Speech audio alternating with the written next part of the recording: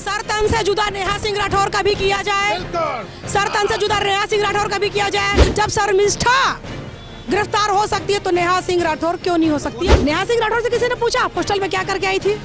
मोदी जी लड़ाई नहीं कर रहे हैं, राफेल में नींबू मिर्चा लटका के रखे हैं, कब स्टार्ट करेंगे? चलो भैया, मोदी जी ने वॉर स्टार्ट किया। अब वॉर स्टार्ट किया, 9 जगह आतंकियों के जो जगह थे, इलाके थे, उन पे उन्होंने बम गिराया। काहे को बम गिराया? अब सीज फायर किया।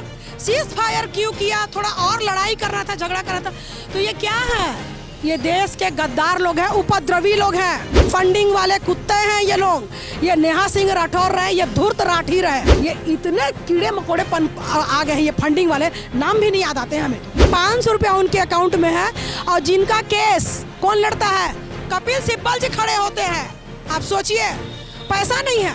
नमस्कार, मैं शिवम चौबे और आप देख रहे हैं सौगंध टीवी। नेहा सिंह राठौर के बारे में जनता से राय लेंगे। जिस तरीके से वो लगातार सवालात खड़े करती आई हैं और जिसका विरोध भी उन्हें काफ़ी देखने को मिला, पर उसके जवाब में उन्होंने कहा कि मेरा अधिकार है कि मैं देश के जो सरकार है उससे सवाल पूछूं और जो हमारे देश में चल रहा है उन मुद्दों पर अपनी बात रखूं। जाइए जनता से जानते हैं। सर तन से जुदा नेहा सिंह राठौर का भी किया जाए, सर तन से जुदा नेहा सिंह राठौर का भी किया जाए, जो भारत के लिए आए दिन देशद्रोही बातें कर रही है, गद्दारी कर रही है भारत के साथ।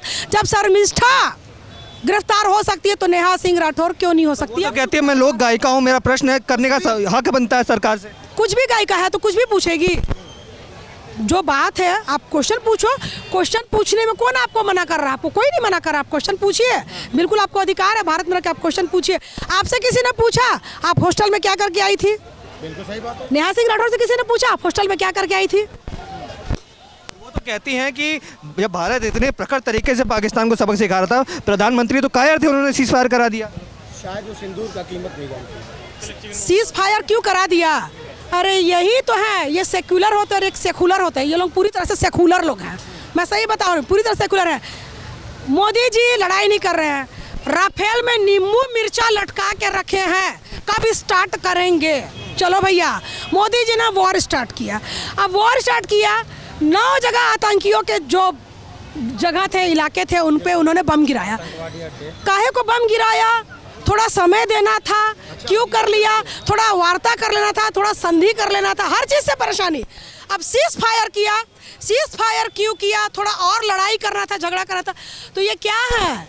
ये देश के गद्दार लोग हैं, उपद्रवी लोग हैं, जो देश को भड़काने के और देश में आग लगाने के काम कर रहे हैं। फंडिंग वाले कुत्ते हैं ये लोग।